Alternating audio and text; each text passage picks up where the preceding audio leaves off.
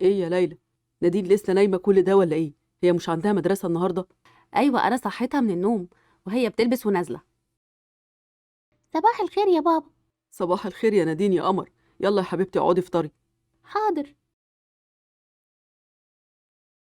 يلا يا حبيبتي خدي مصروف والسواق هيوصلك وبعد كده يرجع يوصلني. شكرا يا بابا، بس كنت عايزة أطلب من حضرتك طلب.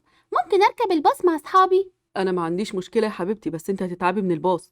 هو ايه اللي ما عندكش مشكله؟ لا طبعا في مشكله كبيره جدا. انت عايزه تركبي الباص واحنا عندنا سواق بيوصلك المدرسه ويرجعك من المدرسه؟ لا، بنتي ما تركبش الباص ابدا. يا ماما، طب ما الباص ده بتاع المدرسة وكل أصحابي بيركبوا فيه. لا طبعا، انت مش زي اي حد.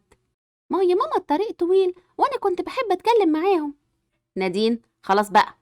خلاص يا نادين مش مشكله، السواق بيوصلك المدرسه وبيرجع ياخدك فخلاص، مش محتاجه باص بقى، وما تزعليش ماما. حاضر يا بابا. يلا بينا يا نادين. مع السلامه يا نادين. سلام يا ماما. علي، يا ريت السواق بعد ما يوصلكم يرجع لي، عشان انا عندي كام مشوار كده وعايزه اروح. حاضر يا حبيبتي، سلام. صباح الخير يا حسين. صباح الخير يا عم حسين. صباح الخير يا علي بيه. صباح الخير يا ست نادين. حسين، بعد ما توصلنا هترجع للهانم عشان هي عايزاك توصلها شوية مشاوير. حاضر يا علي بيه. ولو ان الهانم دي التعامل معاها صعب قوي، مش طيبة زيك ابدا. سلام يا بابا. مع السلامة يا نادين. مع السلامة يا ست نادين. ها يا نادين، قلت لهم إن أنتي تركبي معانا الباص؟ قلت لهم، بس طبعا الموضوع اترفض. بابا ما كانش عنده مشكلة، المشكلة في ماما، دايما معترضة على كل حاجة ومش بتحبني أعمل أي حاجة هي مش عايزاها. طب إيه رأيك أعدي عليكي أنا كل يوم وتركبي معايا العربية؟ لا طبعا مش هينفع. على العموم مش مشكلة، يلا بقى ندخل الحصة. حسين، يا حسين، هو السواق الزفت ده فين؟ انت اللي اسمك حسين؟ ايوه ايوه يا ست ليلى، نعم. انت كنت فين؟ مش سامعني بنادي عليك؟ معلش يا ست ليلى، اصل كنت بفطر بس عشان ما فطرتش، عشان انا وصلت الست نادين وعلي بيه بدري. وانا مالي، تفطر ولا ما تفطرش؟ يلا عشان توصلني. حاضر، اتفضلي اركبي يا ست ليلى. لو سمحتي، عايزه اغير لون شعري. حاضر يا فندم، اتفضلي. اوصلك البيت بقى يا ست ليلى، واروح اجيب الست نادين من المدرسه. طيب بسرعه عشان ما تتاخرش عليها. واو، ايه ده يا ماما؟ حضرتك عملتي نيو لوك في شعرك؟ حلوة قوي. عشان زهقت من لون شعري حبيت اغيره. اطلعي غيري لبسك بقى، اما قولي دادا عزيزه تحضر لنا الغدا. مش هنستنى بابا ولا ايه يا ماما؟ لا، عشان بابا هيتاخر في الشغل شويه. خسارة، انا بحب اتغدى مع بابا قوي. نادين، يلا كفايه كده يا حبيبتي عشان تنامي. طيب يا ماما، ممكن تسيبيني ربع ساعة بس؟ لا، اقفلي الكمبيوتر وقومي نامي. يلا. حاضر يا ماما. هو بابا لسه ما جاش؟ لا لسه، انا قلتلك انه عنده شغل كتير جدا. طيب تصبحي على خير يا ماما. وانتي من اهل الخير يا نادين. السلام عليكم، ازيك يا ليلى؟ وعليكم السلام، اهلا يا علي. انت اتاخرت كل ده ليه؟ ده انا كنت لسه طالعه انام. اخلي عزيزه تحضر لك العشاء؟ لا لا، كان عندنا عشاء عمل النهارده في الشغل، وطبعا كنت عازم كل العملاء. طيب، كنت عايزه اقول لك حاجه. كان في خاتم سوليتير عجبني قوي، عايزه بكره انزل اشتريه. ماشي يا حبيبتي، مفيش مشكله، ابقي اشتري اللي انت عايزاه. طيب يلا نطلع ننام بقى.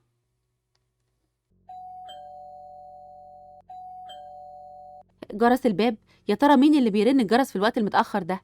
في ايه يا حسين؟ خير؟ معلش يا علي بيه، انا بستأذن حضرتك، لازم اسافر البلد دلوقتي حالا. ليه يا حسين؟ خير في ايه؟ ابني اتصل بيا وقال ان مراتي تعبانه قوي ولازم نوديها المستشفى. لا الف سلامه عليها. يعني انت بترن الجرس دلوقتي عشان تقول لنا ان مراتك تعبانه؟ كنت استنى للصبح، لازم تخضنا كده. معلش يا ليلى هانم، والله انا اسف غصب عني. اسف ايه بس؟ ما تزعلش يا حسين. على العموم خد اجازه، اجازه اسبوع، وخليك جنبها لحد ان شاء الله ما تخف وتبقى كويسه، وديها احسن مستشفى، والتكاليف كلها على حسابي. متشكر قوي يا علي بيه، ده كتير قوي، ربنا يخليك. روح انت بقى عشان ما تتاخرش، ولو محتاج اي حاجه كلمني. ليه بس كده يا ليلى بتكلمي السواق بالطريقه دي؟ مش بيقولك مراته تعبانه؟ يعني هيعمل ايه؟ يعني صحينا ويزعجنا في الوقت ده؟ وبعدين احنا مالنا مراته تعبانه ولا مش تعبانه؟ احنا كمان يعني هنشغل نفسنا بيهم؟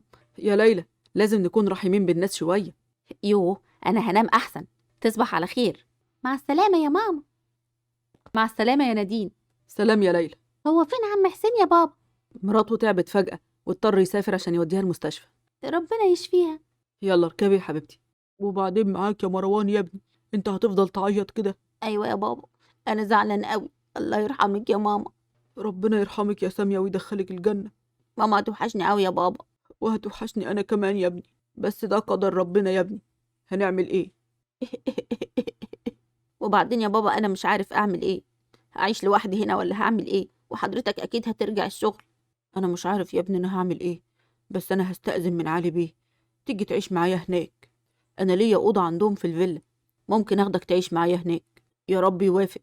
علي بيه، انا بستأذن حضرتك في طلب. طلب ايه يا حسين؟ انت محتاج فلوس ومكسوف؟ لا خالص يا علي بيه، بعد مراتي ما ماتت ابني دلوقتي عايش لوحده، وطبعا محدش بيستحمل حد، يعني مش هينفع اوديه عند اختي او اخويا، وبصراحه البلد بعيده، يعني مش هقدر اروح اطمن عليه كل يوم. كنت طالب من حضرتك ان انا اجيبه يعيش معايا في الاوضه بتاعتي، يعني لو ما فيهاش مشكله ومش هيضايقكم. اه طبعا يا حسين مفيش مشكله، انت تروح تجيبه دلوقتي حالا. بجد ربنا يخليك يا علي بيه، ربنا يخليك.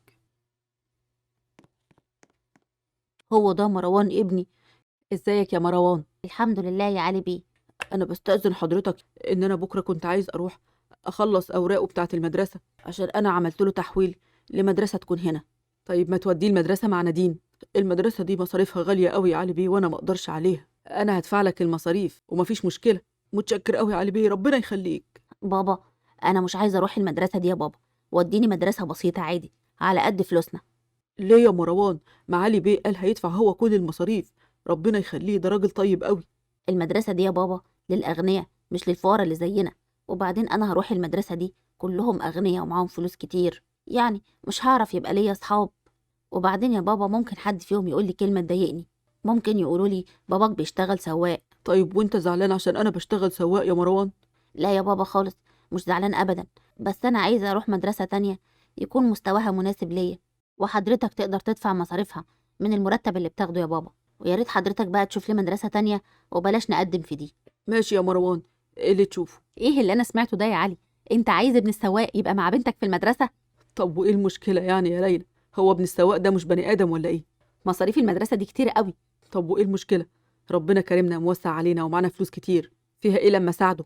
تساعده بحاجات بسيطه تدي له مبلغ، انما تدفع المصاريف المدرسه دي لا لا لا كتير قوي.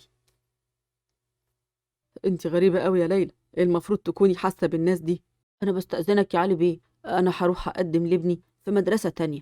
ليه كده يا حسين؟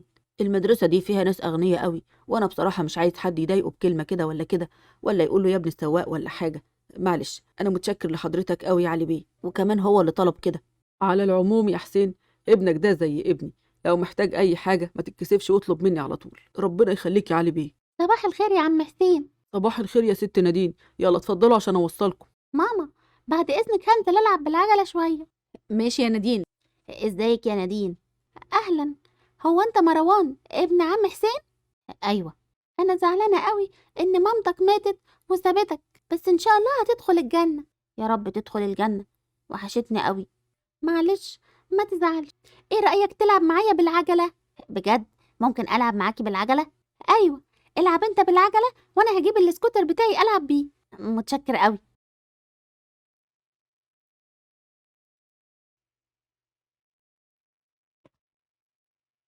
نادين انت بتعملي ايه؟ بنلعب يا ماما، انا بلعب بالسكوتر ومروان بيلعب بالعجله. اتفضلي يلا اطلعي، وانت سيبي العجله دي. هو ايه اللي حصل يا ماما؟ هو انا عملت ايه؟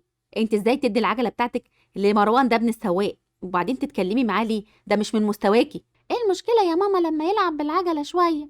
هو ما عندوش عجله، وبعدين مسكين مامته ماتت واكيد زهقان. وانت مالك زهقان ولا مش زهقان؟ وبعدين اياد ابن خالتك لما بيجي ما بترضيش تلعبي معاه وبتقولي رخم. مروان صعبان عليا يا ماما ومسكين. طب يلا اتفضلي اطلعي على اوضتك وذاكري. حاضر يا ماما. ما كانش فاضل بقى غير ابن السواق كمان تلعبي معاه. صباح الخير يا علي بيه. وحضرتك مش هتروح الشركه النهارده؟ لا يا حسين انا مش هروح الشركه النهارده، انت بس هتوصل نادين للمدرسه. وبعدين مروان ابنك ليه بتسيبه يروح المدرسه لوحده؟ وصله، ما العربيه موجوده معاك. ما حبيتش اضايق حضرتك بوصله بالعربيه، وبعدين ممكن ست نادين تتضايق. لا خالص يا عم حسين، هتضايق ليه؟ ما المدرسه بتاعت مروان جنب مدرستي، ايه المشكله لما توصله معانا الصبح وتبقى تاخده برضه واحنا راجعين؟ مفيش مشكله يا حسين، انا مش هتضايق ولا حاجه. يا علي بيه مش عارف اقول لك ايه، ربنا يخليك. ازيك يا نادين؟ ازيك يا مروان؟ ايه، ذاكرت كويس عشان الامتحانات؟ ايوه يا نادين، انا ذاكرت كويس جدا. يا رب تنجح وتجيب درجات حلوه. وانت كمان يا نادين، يا رب تنجحي. يلا يا ولاد اركبوا بقى عشان اوصلكم. ازيك يا خالته، عامله ايه؟ ازيك يا اياد؟ عامل ايه يا حبيبي؟ وماما عامله ايه؟ ماما كويسه يا خالته. ونادين فين؟ هنادي عليها يا حبيبي عشان تنزل. شوفي يا خالته، كنت عايزه اوريها الموبايل الجديد بتاعي، ايه رايك؟ مبروك يا حبيبي، موبايل جميل قوي. اقعد بقى على ما نادي عليها. نادين، اياد ابن خالتك تحت، تعالي عشان تسلمي عليه. اياد ده يا ماما الرخامه كلها. عيب يا نادين اما تقولي على ابن خالتك كده، ده عايز يوريكي الموبايل الجديد اللي اشتراه. تعالي يلا. بصراحه يا ماما عندي مذاكره، مش عايزه اشوف موبايل ولا حاجه. اسمعي الكلام، يلا تعالي عشان ما يزعلش. حاضر يا ماما. هو اياد ده فاضي؟ ما وراهوش مذاكره زينا ولا ايه؟ ازيك يا نادين؟ اهلا، ازيك يا اياد؟ ايه رايك في الموبايل الجديد بتاعي؟ تعالي اما تصور سيلفي انا وانتي وخالته. يلا يا خالته تعالي. لا مش مشكله، انا مش بحب اتصور. اتصور انت وخالته، انا عندي مذاكره بعد اذنك. طب مش تقولي لي رايك في الموبايل؟ موبايل جميل، روحي العب بيه في البيت بتاعكم بقى، انا ورايا مذاكره. شايفه يا خالته بتكلمني ازاي؟ معلش يا حبيبي ما تزعلش، اصلها مشغوله في المذاكره. تعالى اما تصور سيلفي انا وانت. طيب اضحكي يا خالته عشان الصوره تبقى حلوه. بابا بارك لي يا بابا، انا فرحان قوي. مبروك يا حبيبي، عملت ايه؟ جبت مجموع كبير يا بابا، الحمد لله. بجد؟ يعني مجموعك ده هيدخلك كليه الطب يا حبيبي؟ بصراحه يا بابا مجموعي مش هيدخلني كليه الطب، بس انا ممكن ادخل كليه الهندسه. الف مبروك يا حبيبي، انا كان نفسي تبقى دكتور، بس كليه الهندسه حلوه برضه، هتبقى مهندس ان شاء الله. انا هستأذن من علي بيه واعزمك بره على الغدا بالمناسبه الحلوه دي. متشكر يا بابا. بعد اذن حضرتك يا علي بيه، انا كنت بستأذنك، مروان ابني جاب مجموع كبير في الثانويه العامه، وانا بصراحه كنت عايز اخرج افسحه واغديه بره، ممكن تسمح لي بساعه او اتنين؟ الف مبروك. الف مبروك يا حسين. وان شاء الله بقى مروان ناوي على كليه ايه؟ ان شاء الله يدخل كليه الهندسه. طيب كويس، يلا عشان يبقى يشتغل معايا في الشركه. مبروك لمروان يا عم حسين، انا فرحت عشانه قوي. ربنا يخليكي يا ست نادين، عقبالك. ان شاء الله تجيبي مجموع كبير وتدخلي بقى انت كليه الطب. ياه، يا رب يا عم حسين، ولو ان الموضوع ده صعب عليا بس مش مشكله، هحاول. حسين، هما ساعتين بالظبط وما تتاخرش اكتر من كده، لان انا عايزه العربيه. لا يا ست هانم، انا مش هاخد العربيه، انا هسيب العربيه هنا واتمشى انا وهو عشان لو انتوا محتاجينها. ما انا عارفه طبعا ان انت مش هتاخد العربيه، انا بتكلم عشان انت هتوصلني مشاوير انا عايزاها. حاضر يا ست هانم، ان شاء الله ساعتين واكون هنا. وايه المشكله اما تروح بالعربيه يا حسين؟ احنا مش محتاجينها، احنا مش هنروح في اي مشوار دلوقتي. روح فسح ابنك وابسطه، ولما ترجع ابقى تعالى. ربنا يخليك يا علي بيه. مبروك يا مروان. متشكر يا نادين، انت طلعت شاطر وبتذاكر اهو.